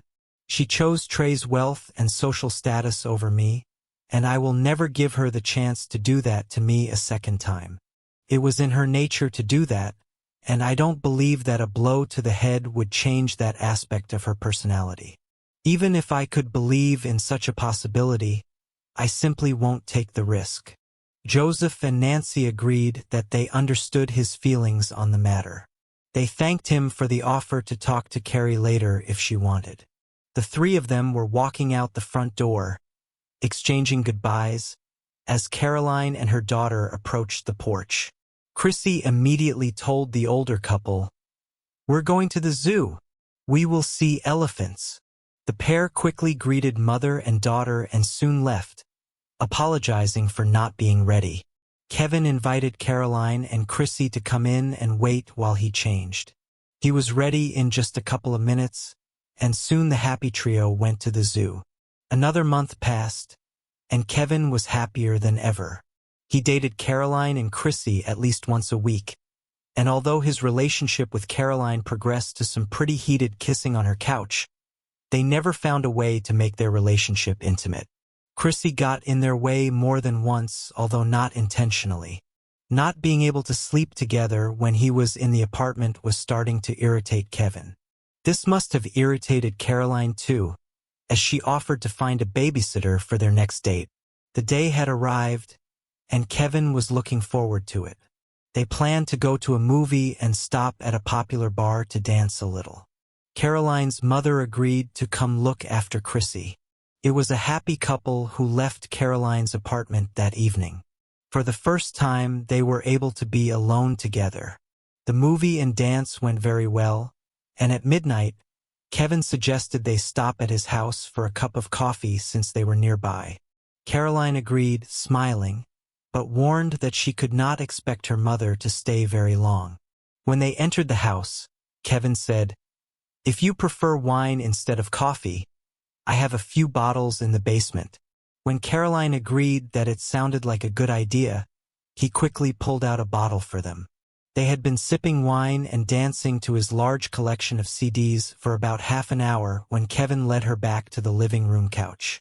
After a couple of very pleasant kisses, he pulled away from her embrace and took out his cell phone. What are you doing? Caroline asked with a smile on her face. I was starting to like it. Kevin put his finger to her lips and said, Just give me a minute. I want to talk to your nanny. Caroline was shocked and tried to grab the phone, saying, Don't bother my mother. Why are you calling her? She alternated between confusion and laughter as she tried and failed to reach his cell phone. The call was answered quickly, and Caroline stopped struggling for the phone when she heard Kevin say, "This is Kevin. It's okay. But I wanted to ask you something, Mrs. Smithers." "Okay then, Marion." Kevin continued, "I wanted to ask if you wanted to go home. I was hoping that maybe Caroline could stay longer." "I see. Okay. That sounds great," came the reply. There was a much longer silence, almost a full minute, before Kevin said, "I really like the way you think, Marion. Yes, I'll tell her exactly what you told me. She won't need to change the sheets. I'll do it myself." There was an even shorter pause before Kevin continued, "See you then. I already said how much I like it. What do you think? Goodbye, Marion." Kevin laughed as he ended the call, and Caroline looked at him in confusion. "What was that, Kevin?" Kevin had another good laugh before he said, "I'll tell you exactly what we talked about. I think I'll really like your mom. It's not that I didn't like her before. She and I always got along great when you and I were dating in high school." He stopped and chuckled again. "So tell me, Kevin, what did she say?" Caroline was puzzled and clearly did not understand the nature of the call. "Well, your stepdad Gary joined her at your apartment. Chrissy is fine and already sleeping, and your mother and Gary are doing about the same thing there that we did on the couch. She told me that he had a doctor's appointment today and came to tell her that he now has a prescription for the little blue pills." Kevin laughed again before continuing, "Your mother insists that you stay here tonight because they will sleep in your bed. Well, that's not exactly how she put it. She told me they didn't bring pajamas, and they will have to sleep without anything in your bed." Caroline had a look of absolute shock on her face as she said, "My mother would never say anything like that. What are you trying to pull on me?" Kevin laughed again before saying, "I forgot to mention they were enjoying that bottle of wine you had in the cupboard, and I think Gary got your mom a little drunk. She said she thought we were good together and that you need to forget about Frank. She wants you to stay here with me." He paused, smiling, and leaned down to kiss Caroline. Her face was very red, and when she broke the kiss, she said, "I can't believe she said that. My own mother." She looked into Kevin's eyes, trying to read what she saw there, before closing her eyes and moving forward to begin a very sensual kiss with him. They made love again. Kevin lay in his living room at 2 p.m. the next day, remembering the wonderful evening and morning spent with Caroline. They made love twice last night and again before they got up to shower together. Waking up with Caroline in his arms was a dream come true for him, and he thought she felt the same as she seemed so happy when they woke up together. They got along really well intimately, and he was already looking forward to the next night they could spend together. Considering how cooperative her mother was, Kevin really hoped it would be soon. He couldn't help but laugh as he remembered their meeting at IHOP that morning. Marion and Gary, along with Chrissy, were sitting and waiting for them when they arrived. The two adults smiled at them as they walked in, while Chrissy laughed and waved happily, greeting her mother. When they sat down at the table, Kevin said, "Sorry I'm late. I needed to do some laundry." He laughed as Caroline blushed and lightly punched his arm.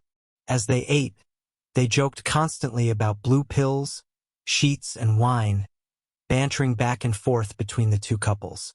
Chrissy looked at them several times with a question in her eyes, and it seemed that the adults confused her. Later, as they said goodbye in the restaurant parking lot, Kevin kissed Caroline and Chrissy and then hugged Marion tightly. As he hugged her, he whispered in her ear, "Thank you so much for your suggestions last night. This was the push we needed." Marion smiled at him and then hugged him tightly again, only to whisper back, "I think you two are well suited for each other. You're exactly what she's needed for a long time." Gary and I made good use of the opportunity to test his prescription. She laughed, turning and taking her husband's arm to walk to Caroline's car. Kevin stood in the parking lot and waved after them, smiling. He was once again lost in the memories of the shower he and Caroline had enjoyed together when his cell phone rang, forcing him to get up from the couch. He assumed it was Caroline and responded with a cheerful hello. Kevin? Kevin recognized Joseph Kane's voice and replied, "Yes, it's me. How can I help you, Joseph?" "Well, Kevin, I'm calling about your offer to talk to Carrie once we've looked at all the information you've given us. She lives at our house now, and she asked us to invite you over for coffee so she could talk to you. She didn't want to call herself because I think she's afraid you'll hang up." Kevin was very surprised by Joseph's call and hesitated for a moment before answering. "I think I can. I have no plans for today. Do you want me to come right now? If you could, we'd be grateful." "Okay, I will come." Kevin was a little worried as he left his house, wondering what exactly Carrie wanted to tell him. When he entered the house of his former in-laws, he was immediately reminded of all the previous times he had been there. They were all occasions when he would gladly walk through that door, but this was not one of those occasions. Carrie was not there when he arrived, and Joseph and Nancy asked him to join them in the kitchen. After they had poured 4 cups of coffee, Joseph said, "Nancy and I will let you and Carrie talk alone here while we go into the living room." They took their 2 cups and left, and just a few seconds later, Carrie walked into the kitchen and sat down opposite Kevin. Kevin was amazed at how good she looked. Her hair had grown long enough to be styled a bit, and her complexion was good. It was clear that she had lost weight compared to the last time he had seen her, and she had dark circles under her eyes. She looked nervous, and he wondered what she would say to him. Nervously twirling the handkerchief in his hands, he finally decided to break the silence, saying, "You look like you're recovering well, Carrie." "Thank you, Kevin. I'm grateful that you came to talk to me so quickly. I hope this was not a problem for you, because it could have waited for a more convenient time." Her voice was softer than he remembered, and she continued to twirl the handkerchief in her hands, periodically dabbing her eyes with it. It seemed to him that she was about to cry, as her eyes filled with tears. "It's not a problem, Carrie. How's your memory? Are you starting to remember everything?" She shook her head and said, "I've only remembered a few things in the past year and a half. I was at Crosby and Knox, and the receptionist was kind enough to show me around and tell me a lot about my time there. A few things seemed familiar, and I was able to understand some other things after talking to her. I found out that she and I were actually pretty good friends while I was working there, but I don't have any memories of her from that time. It was really very frustrating." "I can imagine. Are there things you want to talk about that you think I can help you remember?" Kevin found it easier to talk to her than he expected. Carrie smiled and said, "Yes, I have a few questions. I talked to Susan a lot, and she really helped me understand some of the things I did." She was still nervously twirling her handkerchief and periodically dabbing her eyes. Kevin took another sip of coffee and said, "Don't be afraid to ask me any questions.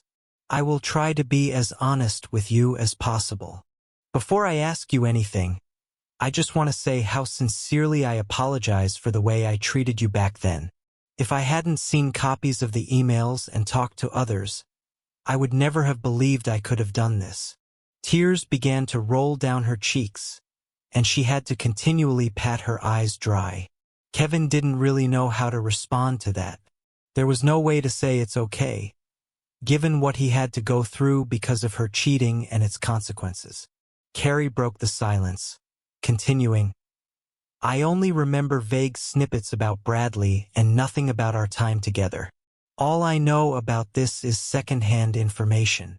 She was silent for almost a minute before continuing, "I've seen pictures of him and heard descriptions of him from people at the firm. He wasn't particularly liked there, and I don't understand what I could have seen in him. I even visited his apartment, and if my things weren't there, I would never have believed that I lived there with him." The tears flowed faster, and she had to constantly blot her eyes. Kevin continued to sit silently, waiting for Carrie to ask her questions. Again, after a long pause, she continued, "There was one question that none of the others could fully answer. I wanted to know how you found out about what I was doing. I know it was related to emails, but I don't know how." Kevin explained how he discovered the first letter and how it led him to others. While he spoke, Carrie opened a drawer and took out a tattered and stained stack of papers, the very letters he had given to her parents. He explained to her how the mention of the lingerie set had initially caught his attention, and then told her what she had told him about purchasing the set. He continued by recounting the story of what she had told him about the purse and earrings. She looked distressed listening to him recount some of her lies. When he finished, it took her a while to recover and wipe away her tears.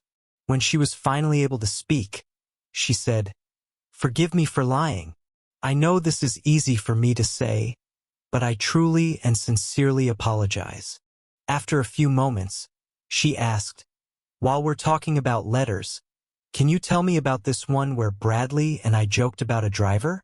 "You'll probably regret asking," Kevin said. "When you joked about the driver bringing you to him, you were talking about me. Every time you went to the state capitol, I drove you to the airport and carried your suitcases to the check-in counter. I took you to him and even carried your bag with the expensive lingerie you were going to wear for him. You two thought it was funny." Even the thought of it started to make him angry again. So he continued, "That's not the only thing you joked about. There were also comments about how you should have made me call you at your hotel room early in the evening." He went on to explain how he always called around 9:45 p.m. and how he was able to prove that she was not in the room before or after his calls. It was easy to see that he was still angry about this. She started crying again, but after a couple of minutes, she was able to say, "I'm so sorry, Kevin. I just can't understand how I could do this." Kevin took a long sip of his coffee before continuing, "It's in the past now, Carrie. I still get upset when I think about some things, but I've had enough time to get over it." The conversation moved away from the topic of emails and on to her health. She explained to Kevin that she sometimes had seizures and that doctors were trying different medications to control them. She was not emotionally ready to work and had already completely quit Crosby and Knox. Her parents had consulted with a lawyer, and she expected them to file a lawsuit against Bradley's insurance company and his estate for the injury she suffered in the accident. After about 15 minutes of this, Kevin announced that it was time for him to leave. "Before you go, Kevin, I wanted to ask if you thought it was possible for us to go on a date. I know you'll probably never forgive the new Carrie, the one who betrayed you so badly, but I'm the old Carrie again. I don't remember cheating on you or almost anything from that time. Maybe if we go out for dinner or on other dates, you'll fall in love with the old Carrie again someday." She said all this quickly so that she could do it before he could stop her. This was a situation Kevin had been dreading, and he paused, thinking about what to say before responding. "Sorry, Carrie. For me, there's no old or new Carrie. There's only one Carrie, the one I fell in love with and then lost to Trey. Took me a long time to get over it, but I'm happy where I am now. I know this is not what you want to hear, and I understand that." She began to cry quietly again as he spoke. As he stood up to leave, she asked, "Have you found someone else?" He stopped again, unsure of how his words might affect her. "I think so, Carrie. I think yes. Is that the dark-haired woman with the little girl?" There was a look of surprise on Kevin's face as he said, "Yes, she is. How do you know?" "My parents saw her when they were at your house. They told me about her." Carrie continued to wipe away tears as she spoke. Finally, she said, "You deserve someone who will treat you better than me." After finishing speaking, she ran out of the room. Kevin left the house himself and was long gone before her parents realized that Kevin and Carrie were no longer in the kitchen. A month later, On a sunny Saturday in April, Gary and Kevin rented a truck to move Caroline and Chrissy from their apartment to Kevin's house. Everything was going so well between them that they decided to see if they were right for each other. Chrissy was thrilled to have a yard to play in and a big room of her own. Kevin's computer had been moved to the corner of the living room, and the room it was in was now freshly painted and decorated for a little girl. There was a large box with a children's play area and swings sitting in the garage, ready to be assembled. The three became regulars at their church every Sunday, and Kevin soon noticed that Caroline's parents sometimes attended the same church. He thought nothing of it when, for months after Caroline moved in with him, the pastor announced that they would be married the following week and that any of the parishioners could attend. They decided they wanted a small, informal wedding and chose their church instead of City Hall for the ceremony. Chrissy was thrilled to be the flower girl at her mother's wedding, excited to have a new dad. Kevin quickly made it clear that Frank Jansen would always be Chrissy's father, but that he would be happy to be her dad. He and Caroline agreed that Chrissy would keep her father's last name, even if they went ahead with the legal adoption. Kevin insisted that Frank's sacrifice would not result in him losing his only child, and Kevin and Caroline spent an hour on the phone with Frank's parents, explaining their upcoming marriage and their plans to keep Chrissy connected to the Jansen family. The conversation ended with a promise to visit Chrissy's paternal grandparents for a week before the end of the summer. Kevin was excited to meet them, and they decided the trip would be their honeymoon. Their simple wedding ceremony went off without a hitch, with many friends and family in attendance. It was obvious to some that Caroline was pregnant, and Chrissy made sure everyone in the church knew she was going to have twin brothers. It was hard to tell if she was more excited about the upcoming arrival of her brothers or the fact that Kevin was now her dad. A week later, while Kevin was at the auto repair shop changing the exhaust system before their trip to the Jansen family, he met his former brother-in-law, Robert Kane. Robert said he and Susan had accompanied Carrie to his wedding last week. They only stayed until the end of the service, as Carrie found it much more difficult to be there than she expected. Kevin, in turn, had a hard time understanding why Carrie came to his wedding.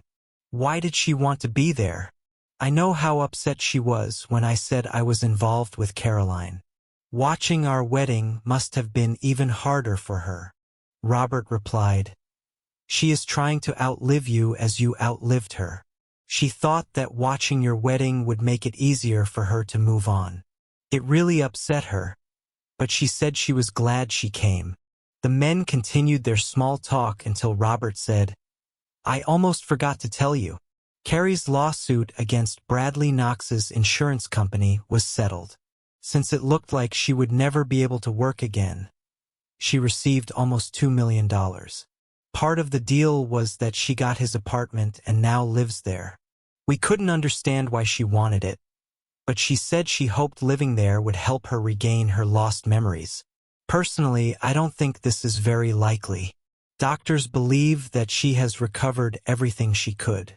I'm afraid that constant reminders of that creep won't be good for her mental state.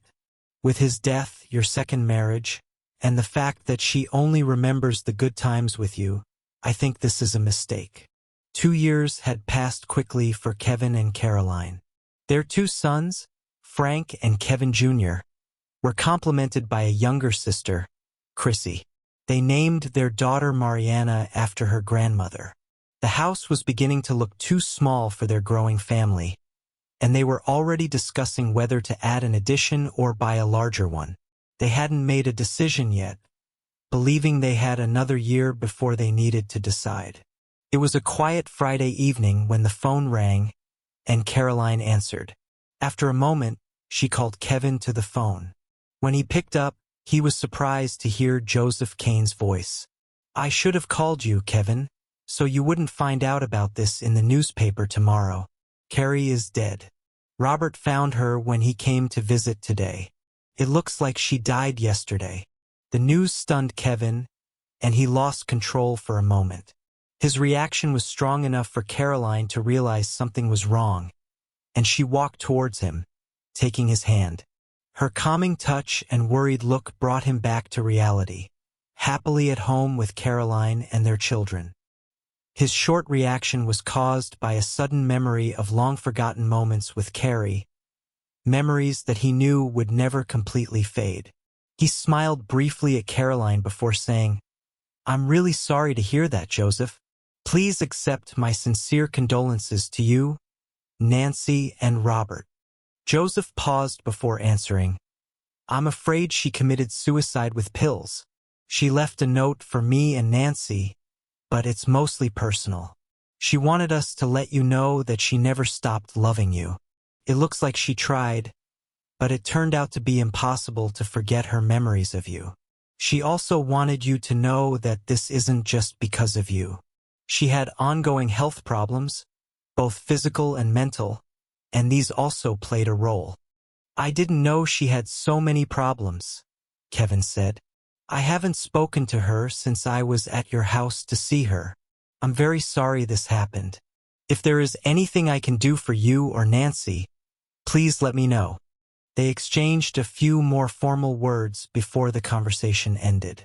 A few days later, Kevin and Caroline attended Carrie's memorial service, where they were able to express their condolences to her family. Of the Crosby and Knox employees, only her friend and the secretary came. A few months later, Kevin learned that he was the heir to $500,000 from Carrie's estate. Most of her property went to her parents and brother. Kevin and Caroline had a long discussion about whether they should keep the money, as Kevin was worried that it would be a constant reminder of Carrie in their lives. Ultimately, they decided to keep it and create 4 trust funds for their children's education. The remainder was used to purchase a new and larger house. They often remembered Carrie and her generosity, but this did not cause them any problems.